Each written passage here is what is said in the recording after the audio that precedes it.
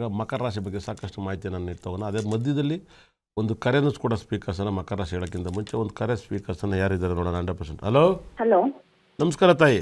Hello ನಮಸ್ಕಾರ. ಯಾರ ಬಗ್ಗೆ ಕೇಳ್ತೀರಾ? ಸರ್ ನಮ್ಮ ಬಗ್ಗೆನೇ ಕೇಳಬೇಕಾಗಿತ್ತು ಸರ್. ಹೇಳಿ. Date of birth. ಎಲ್ಲಿಂದ ಕರೆ ಮಾಡಿದ್ರಾ? ಸರ್ ಮೈಸೂರಿಂದ. ಕೊಡಿ ಡೇಟ್ ಆಫ್ ಬರ್ತು. ಸರ್ 10/2/1990. 10/2/1990. ಶನಿವಾರ ಬೆಳಿಗ್ಗೆ 11ರಿಂದ 11:30 ಸರ್. 11ರಿಂದ 11. ಯಾರ್ದಿದು?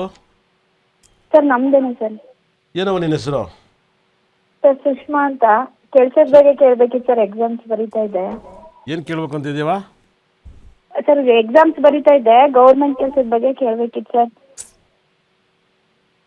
11:30 ಗೌರ್ಮೆಂಟ್ ಕೆಲಸ ಸಿಗುತ್ತೆ ಅಂತ ಕೇಳ್ತಿದ್ದಾರೆ. ಹೇಳಿ ಮೇಡಮ್, ಹೇಗಿದ್ದಾರೆ? ಹೌದು ಹೌದು ಮೇಡಮ್ ಗೌರ್ಮೆಂಟ್ ಕೆಲಸ ಸಿಗುತ್ತಂತೆ. ಬರೆದ್ರೆ ಚೆನ್ನಾಗಿ ಎಕ್ಸಾಮ್. ನಮ್ಮಲ್ಲಿ ಒಂದು ಸ್ಟೋನ್ ಸಿಗುತ್ತೆ ಮೇಡಮ್ ನಿಮಗೆ, ಅದನ್ನ ನೀವು ಓಕೆ ಇಟ್ಕೊಳ್ಳಿ. ಮೇಡಮ್. ನಿಮ್ಮ ಒಂದು ಸೂರ್ಯ ಬುಧನಿಗೆ ಸಂಬಂಧಪಟ್ಟಂತ ಒಂದು ಸ್ಟೇಷನ್ಗೆ ಒಂದು ಬ್ರೇಸ್ಲೆಟ್ ಸಿಗುತ್ತೆ, ಅದು ನೀವು ಯೂಸ್ ಮಾಡಿ. ಖಂಡಿತವಾಗ್ಲೂ ನಿಮಗೆ ಗೌರ್ಮೆಂಟ್ ಸಿಕ್ಕತ್ತೆ. ಗೌರ್ಮೆಂಟ್ ಕೆಲಸ ಪಕ್ಕ ಸಿಗುತ್ತಂತೆ ಮೇಡಮ್. ಒಂದು ಎಜುಕೇಷನ್ ಬ್ಯಾಸ್ಲೆಟ್ ಸಿಗುತ್ತೆ ಮತ್ತು ಬುಧ ಗ್ರಹದ ಬ್ಯಾಸ್ಲೆಟ್, ಇವೆರಡನ್ನು ಯೂಸ್ ಮಾಡಿ ಒಂದು ಮೇಷ ಲಗ್ನಕ್ಕೆ ಪರ್ಫೆಕ್ಟಾಗಿ ಕೆಲಸ ಸಿಗುತ್ತೆ. ಒಂದು $1 ಹಾಕಿ ಕುತ್ತಿಗೆ ಪಕ್ಕ ಕೆಲಸ ಸಿಗುತ್ತೆ. ಕೆಲಸ ಸಿಕ್ಕಿದ ಮೇಲೆ ಮೀತವ್ರನ್ನ ಒಂದು ಸರಿ ಏನು ಸ್ಟೋನ್ ತಗೊಂಡು ಹೋದ್ಮೇಲೆ ಕೆಲಸ ಸಿಕ್ಕಿದ ಮೇಲೆ ಒಂದು ಸ್ಪೀಡ್ ತಂದು ಕೊಡಿ, ಒಳ್ಳೆದಲ್ಲಿ ಮೇಡಮ್ ಅವರೇ. Okay sir, thank you.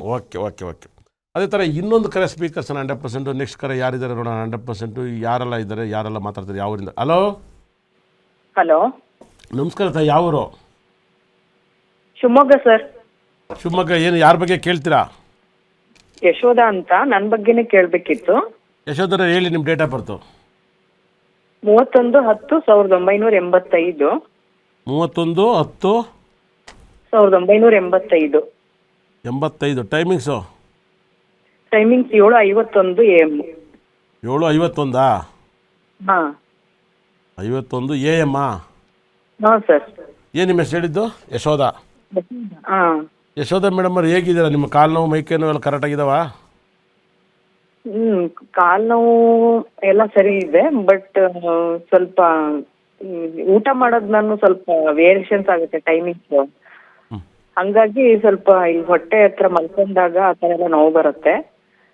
ಮದುವೆ ಬಗ್ಗೆ ಕೇಳಬೇಕಿತ್ತು ಸರ್ ನಾನು. ಮದುವೆ ಆಗಿದ್ರೆ ಇನ್ನೂ ಆಗಿಲ್ವಾ? ಆಗಿಲ್ಲ ಸರ್. ಒಂದು ಸಣ್ಣ ಲವ್ ಮಾಡನಲ್ವಾ? ಏನು ಸರ್? ಒಂದು ಸಣ್ಣ ಲವ್ ಕೂಡ ಮಾಡನಲ್ವ ಅಂದೆ ನಾನು. ಮಾಡಿದ್ದೆ. ಅವ್ರ ಕೈ ಕೊಟ್ರಾ ನೀವು ಕೈ ಕೊಟ್ರಾ? ಅವರೇ ಕೈ ಕೊಟ್ರು. ಯಾಕೆ ಯಾಕೆ ಯಾಕೆ ಯಾಕೆ ಮಾತಾಡಿ. ಟೈಮ್ ಭಾಳ ಕಮ್ಮಿ ಇದೆ. ಬೇರೆ ರಾಶಿ ಬಗ್ಗೆ ಮಾತಾಡ. ಹಾಂ ಸರ್ ಬೇಡ ಅಂದ್ರು.